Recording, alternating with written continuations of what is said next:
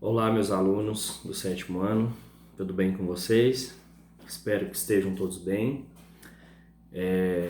Essa videoaula que eu preparei para vocês é para a gente trabalhar o conteúdo do capítulo 5, então eu vou explicar todo o capítulo 5 que eu já iniciei nas duas turmas, tanto no sétimo ano verde quanto no sétimo ano azul.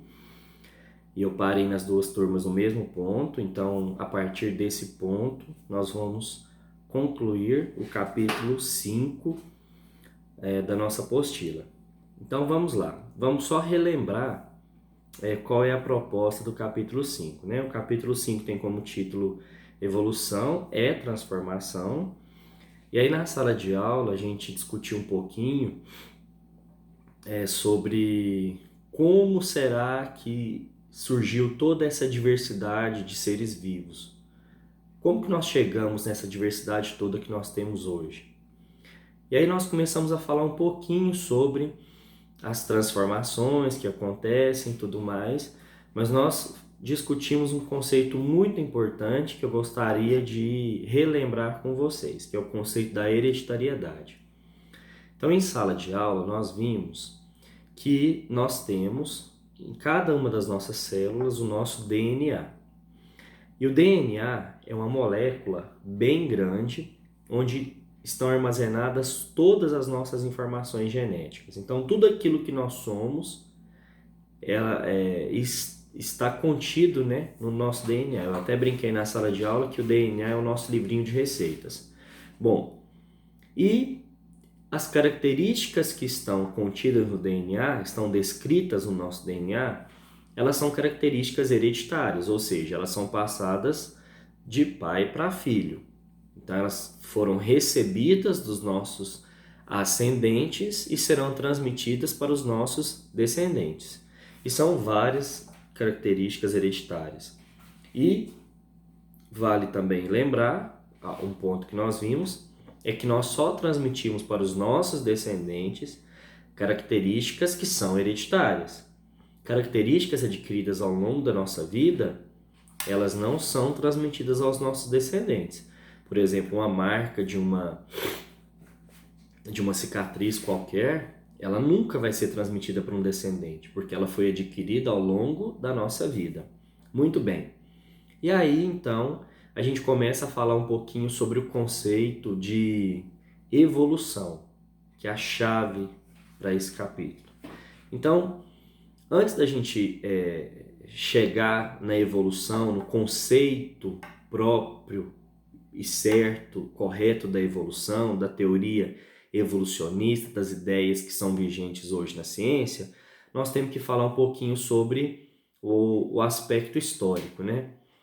E durante muito tempo, a igreja ela fazia parte do Estado, então a igreja ela mandava em praticamente tudo, inclusive nas ideias e nos pensamentos. E durante muitos séculos, posso dizer até sem sombra de dúvida, sem medo de errar, que durante milhares de anos da nossa história, da humanidade, a ideia sobre a origem dos seres vivos era a ideia criacionista. E mais uma vez, isso eu já comentei em sala de aula, durante essas aulas, nós não estamos aqui para discutir aspecto religioso, o que está certo e o que não está. Cada um acredita naquilo que achar melhor, naquilo que a família ensinou e está tudo certo. Só que nessas aulas nós vamos aprender o lado da ciência, né? O aspecto científico. Então, você pode acreditar, ter ideias criacionistas, assim como eu também tenho, mas se você quiser ser uma pessoa que acredita somente na evolução, você também pode acreditar e tá tudo bem. Ou você pode acreditar nas duas coisas também, na ciência e na fé. Não há conflito nenhum mais nessas duas ideias. Mas vamos lá. Então, o criacionismo é uma ideia também chamada, né, de fixismo. Porque o criacionismo, ele não aceitava pelo menos, que os seres vivos eles se transformam, eles evoluem ao longo do tempo. Então os criacionistas, eles acreditavam que Deus criou todos os seres vivos e de forma imutável, ou seja, que nenhum ser vivo ele se transforma ao longo do tempo. Da forma que ele é hoje, ele era quando Deus criou há milhares de anos atrás. Então essa era a ideia vigente durante muitos séculos. Só que com o passar do tempo, à medida que o homem foi expandindo o seu pensamento, veio então as ideias transformistas. Então o transformismo, ele admite que os seres vivos, eles evoluem, eles se transformam ao longo do tempo. Daí o nome transformismo. E existem várias correntes dentro do transformismo, vários cientistas que defenderam essa ideia, mas dois se destacam bastante. O primeiro se destaca por ter sido o primeiro a defender a ideia do transformismo, mas não restrita, por exemplo, não foi uma defesa restrita ao seu laboratório, ao seu escritório e tudo mais. Não, ele defendeu escrevendo e publicou livros, mas infelizmente não teve o seu reconhecimento. Eu estou falando do Jean-Baptiste de Lamarck, ou mais conhecido como Lamarck, o Cavaleiro de Lamarck, que foi um grande cientista, um grande zoólogo, escreveu muitos artigos, escreveu livro de zoologia, que é muito importante, mas que na evolução, nas ideias evolucionistas, transformistas, ele cometeu alguns erros e por isso, durante muito tempo, ele foi ridicularizado, né? Principalmente pelos estudantes de ciências, mas nós temos que dar o valor, um crédito muito grande para o Lamarck, porque ele foi o primeiro, mesmo cometendo alguns erros, ele foi o primeiro a admitir que as espécies evoluem.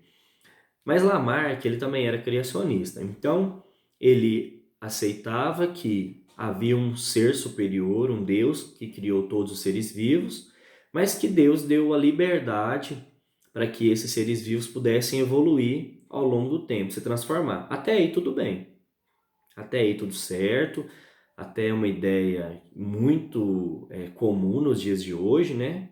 Você admitir que os seres vivos foram criados por Deus e que Deus deu a capacidade para esses seres vivos evoluírem ao longo do tempo. Bom, mas os erros que Lamarck cometeu foram que ele elaborou algumas leis que regiam essa evolução, algumas forças que regiam essa evolução. E essas leis, essas ideias, elas estavam erradas. Então foram 4 ideias.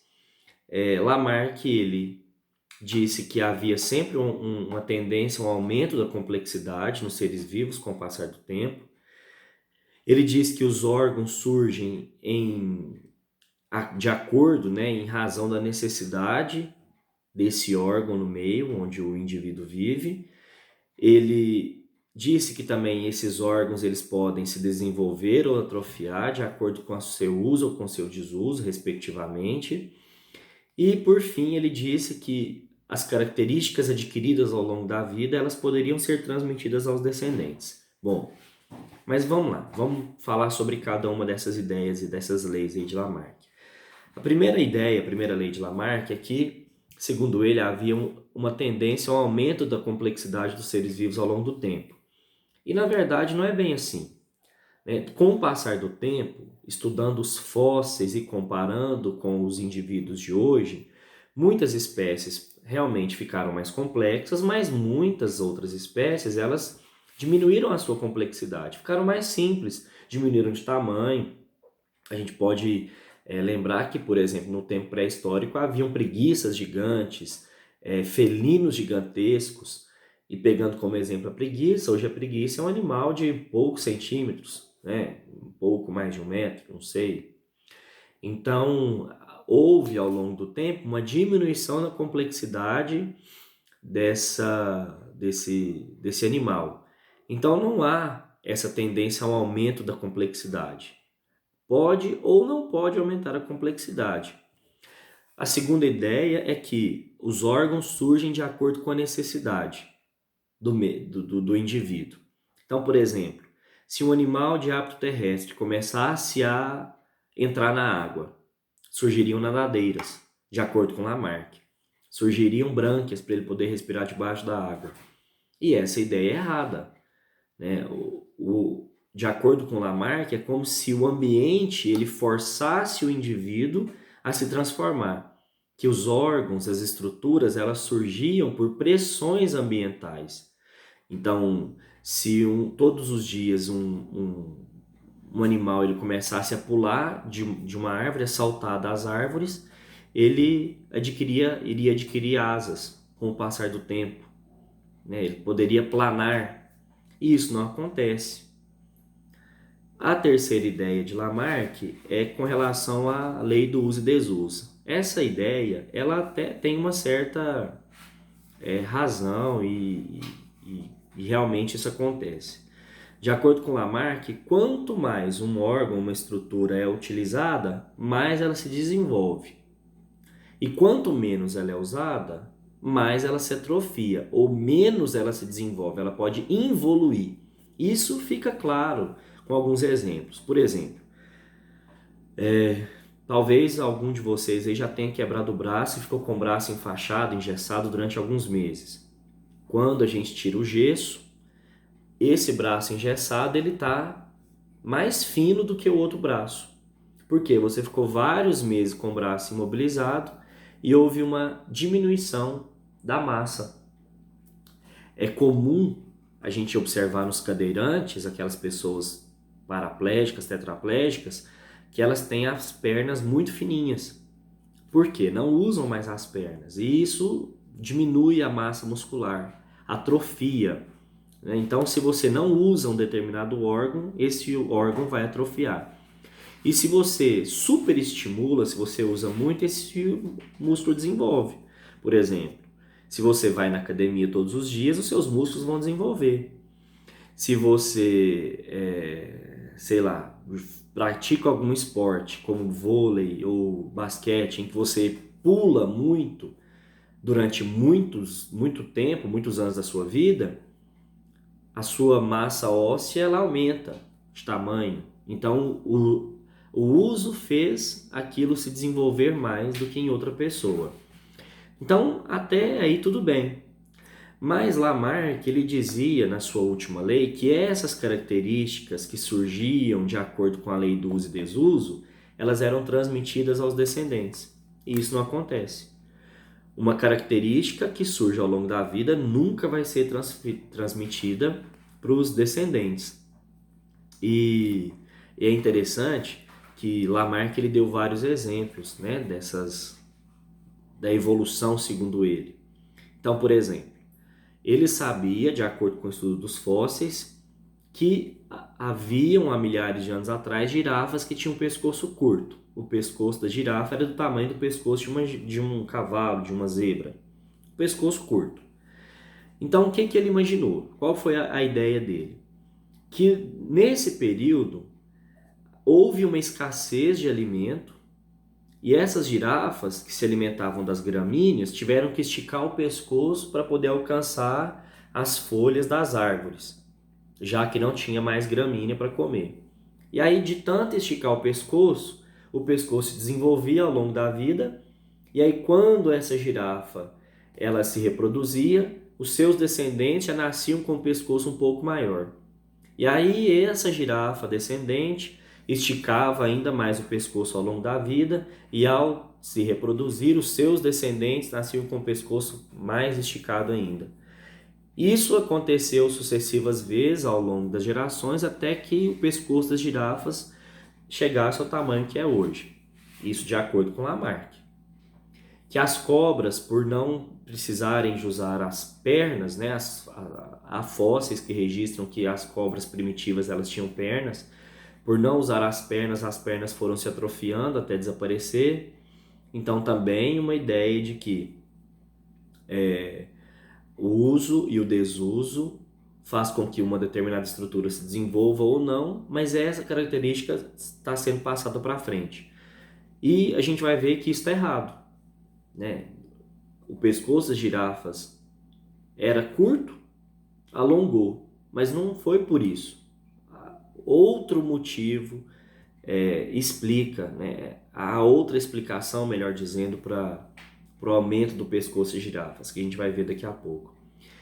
E aí então, como eu disse, o Lamarck ele interpretava o ambiente como uma forma de pressão. O ambiente ele pressionava os indivíduos a se transformarem.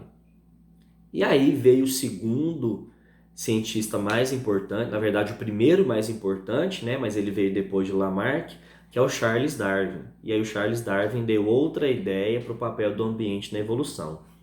Mas falando um pouquinho sobre a história do Charles Darwin. Ele era uma pessoa muito ligada à ciência, à natureza. Ele era um amante da natureza, colecionava praticamente todos os tipos de insetos e outros animais, pássaros empalhados, né, taxidermizados. Então ele era um grande colecionador. Ele se interessava muito pela ciência. E ele começou a estudar medicina, mas depois ele abandonou e entrou no seminário. Mas é um seminário para ser formado pastor, ele seria um pastor de comunidades, aquele pastor que cuida de uma comunidade inteira. E aí, como ele era muito conhecido por ser um amante da ciência, da natureza e muito inteligente, tinha um conhecimento muito grande a esse aspecto, ele foi convidado para fazer parte de uma expedição, de uma viagem que duraria 5 anos a bordo de um navio. Esse navio passaria em vários continentes, fazendo pesquisas científicas, e ele foi convidado. E ele foi, e essa viagem mudou a vida dele. Nessa viagem, ele começou a coletar várias espécies de animais e vegetais, e principalmente fósseis que ele encontrava. E aí então ele começou a pensar um pouquinho sobre a diversidade de seres vivos que existiam.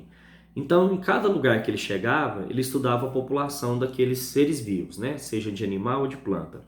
E ele percebia que havia uma variedade muito grande de indivíduos que eram da mesma espécie.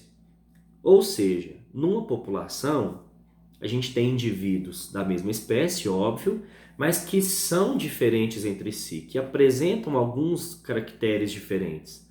Então ele viu que em toda a população havia uma variabilidade de indivíduos. E aí ele foi observando isso em todos os lugares onde ele passava, e coletava, né, os fósseis de animais extintos e tal. Mas foi no arquipélago de Galápagos, aqui na América do Sul, onde ele fez as mais importantes coletas do estudo dele. Depois ele escreveu um livro chamado A Origem das Espécies, por Charles Darwin, um livro muito conhecido, todo biólogo tem esse livro, é uma leitura muito boa. Mas então lá no arquipélago de Galápagos, que são um conjunto de várias ilhas, ele fez observações muito importantes. E uma das observações importantes que ele fez foi com relação a um pássaro chamado tentilhão. Então ele viu o seguinte, que em várias ilhas desse arquipélago haviam tentilhões. Só que esses tentilhões eram diferentes, eram espécies diferentes. Elas eram muito aparentadas, mas eram espécies diferentes. E o que mudava de uma espécie para outra era principalmente a forma do bico. O bico desses tentilhões mudava de acordo com a ilha onde ele habitava. E que cada ilha tinha uma oferta maior de algum tipo de alimento. Então, por exemplo, tinha ilha que tinha mais inseto, tinha ilha que tinha mais gramínea, tinha ilha que tinha mais frutos. Então, de acordo com a disponibilidade de alimento, o alimento que tinha em maior oferta naquela ilha, havia a predominância de um bico diferente daquele tentilhão. E aí Darwin ele coletou várias espécies desses tentilhões, levou para o navio, e aí eles voltaram para a Inglaterra, né, de onde eles partiram. O Darwin era inglês. E aí lá na Inglaterra, chegando lá, ele começou a colocar toda a coleção dele em ordem, os estudos, os escritos, e ele começou então a estudar mais, né, e ter um pensamento diferente do pensamento de Lamarck sobre a origem das espécies. Até que, durante esses estudos, ele leu um estudo de um economista que não tinha nada a ver com ciência, era com ciências da natureza, né? Era um matemático, um economista chamado Thomas Malthus. E aí o Thomas Malthus, ele tinha a seguinte teoria, que a população humana crescia numa frequência, crescia num ritmo, mas a quantidade de alimento não conseguia crescer nesse mesmo ritmo. Ou seja, a população crescia mais do que a oferta de alimento. Então chegaria uma hora que faltaria alimento para a população humana. E aí o Darwin achou aquilo muito interessante e ficou pensando, bom, se isso se aplica à natureza, se isso se aplica ao homem, será que isso também não pode ser aplicado à natureza? E aí ele viu que sim, que todas as populações elas cresciam num ritmo, mas a oferta de alimento não crescia naquele mesmo ritmo. Então, que não tinha alimento para todos os indivíduos de uma população. E a partir daí, esses indivíduos eles tinham que disputar alimento. E somente os indivíduos que tinham as melhores características, os melhores atributos físicos, conseguiam se alimentar. E aqueles que tinham atributos que não eram tão benéficos acabavam morrendo e ao longo do tempo entravam em extinção e aquela característica desaparecia. Por quê? Lamarck, o Darwin já sabia que numa população havia a variabilidade. Variabilidade quer dizer as diferentes formas de indivíduos de uma mesma espécie. Diferentes características de uma mesma espécie. Então ele percebeu que havia essa variabilidade e que apenas os indivíduos com as melhores características conseguiam se alimentar, e se eles se alimentavam mais do que os outros, eles se desenvolviam mais, eles reproduziam mais, e essas características benéficas eram passadas para frente. Aqueles indivíduos que não tinham essas características boas, eles se alimentavam menos, ficavam mais frágeis, mais susceptíveis à doença, mais susceptíveis a predadores, não se reproduziam ou se reproduziam numa frequência menor, e ao longo do tempo essa característica iria desaparecer. E aí então Charles Darwin, ele elaborou a teoria da seleção natural, a seleção natural das espécies. E essa teoria da seleção natural afirma que num ambiente onde os recursos são limitados, ou seja, tem alimento para poucos, somente os mais adaptados, os indivíduos mais aptos é que vão sobreviver. Então, aqueles indivíduos que não têm características benéficas, eles acabam desaparecendo. Então, a gente chega num ponto em que nós temos, de um lado, o Lamarck e do outro lado, o Darwin, os dois falando sobre o ambiente na evolução dos indivíduos. Só que cada um interpretou de uma forma diferente. O Lamarck achava que o ambiente, ele forçava o indivíduo a se transformar ao longo do tempo. O Darwin não. Ele sabia que essas transformações que ocorriam eram ao acaso. Na época do Darwin não se sabia ainda da existência do DNA, não se sabia que tinha mutações, então ele não sabia qual era o motivo daquelas diferenças entre os indivíduos de uma mesma espécie. Hoje nós sabemos, é por causa de mutações e tudo mais. Mas o Darwin não sabia. Então ele não sabia o motivo, mas ele sabia que as transformações ocorriam ao acaso e que essas transformações eram selecionadas pelo ambiente. Então, de acordo com Darwin, o ambiente selecionava o indivíduo. Aquele que tivesse as melhores características iria sobreviver. Aquele que não tinha características boas no ambiente iria ser extinto. E aí a gente chega no exemplo da girafa, né? Então, Lamarck deu a explicação errada. E Darwin, qual foi a explicação que ele deu para o pescoço das girafas? Então, Darwin, ele imaginou o seguinte, que numa população de girafas primitivas, haviam girafas com pescoço curto e algumas girafas com pescoço um pouco maior. E quando o alimento foi acabando, as gramíneas, as girafas de pescoço curto ficaram em desvantagem. As girafas de pescoço longo tiveram uma vantagem maior, se alimentavam mais, eram mais fortes, mais resistentes a doenças, se reproduziam mais, e essa característica de ter o pescoço um pouco maior era passada para frente. Então, ao longo dos milhares de anos, girafas com pescoço um pouco maior foram surgindo ao acaso, e cada vez que uma girafa que tinha um pescoço um pouco maior surgia, ela era selecionada positivamente, porque ela tinha mais oferta de alimento para ela. Bom, então aí nós temos, né, a teoria da evolução ou teoria da seleção natural, de acordo com Charles Darwin, que é a mais aceita, é a que nós consideramos correta. Mas aí então nós chegamos num ponto. Como que as espécies novas surgem? E aí a gente tem a chamada especiação. A especiação é o surgimento de uma nova espécie.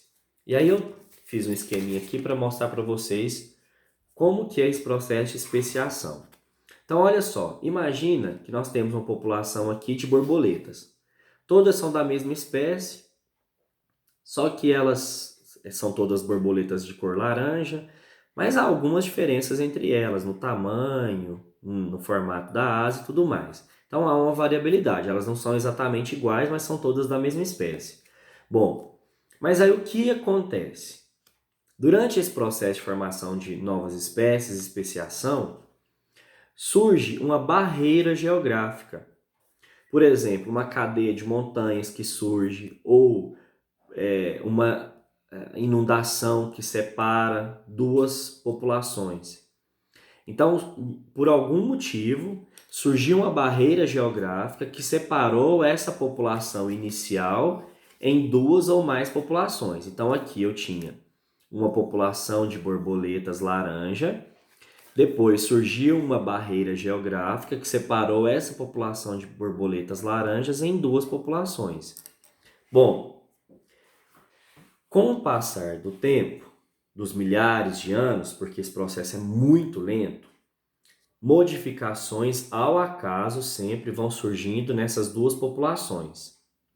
Então, ao acaso, essas borboletas vão se transformando, vão mudando. Depois de milhares de anos, essas duas populações separadas acumularam tantas modificações que elas se tornaram borboletas diferentes.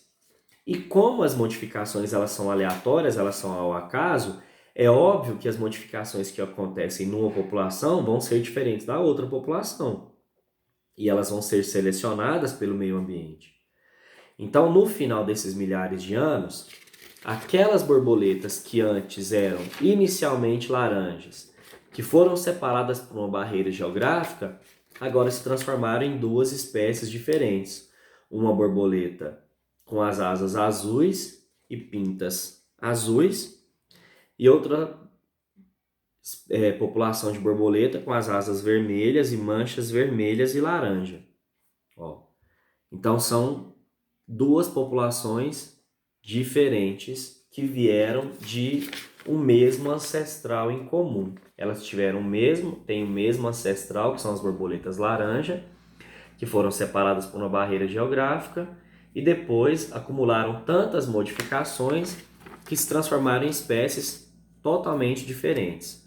Bom, então esse processo de formação de novas espécies sempre ocorre a partir de uma barreira geográfica. Na verdade, há algumas exceções, mas na grande maioria das vezes ocorre através da separação dessa população em duas ou mais por uma barreira geográfica, e as modificações aleatórias vão acontecendo ao longo de milhares de anos, até que no final nós temos espécies completamente diferentes. Bom, e essas borboletas aqui, elas vão parar de se transformar ou vão continuar se transformando? E nós, seres humanos, continuamos nos transformando ou paramos? Chegamos no nosso ápice? Todos os seres vivos estão em permanente mudança. Então há sempre modificações ao longo do tempo, e essas modificações vão se acumulando por milhares de anos até que surjam novas estruturas, novos órgãos ou até mesmo uma nova espécie.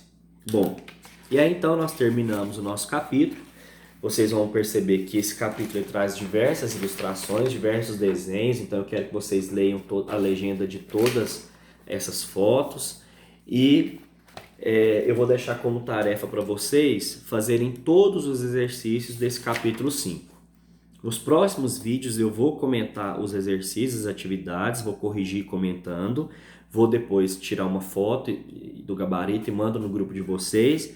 E se vocês tiverem dúvidas, perguntas ou algum comentário, vocês podem deixar aqui nos comentários desse vídeo e estou à disposição, tá bom? Grande abraço e tchau!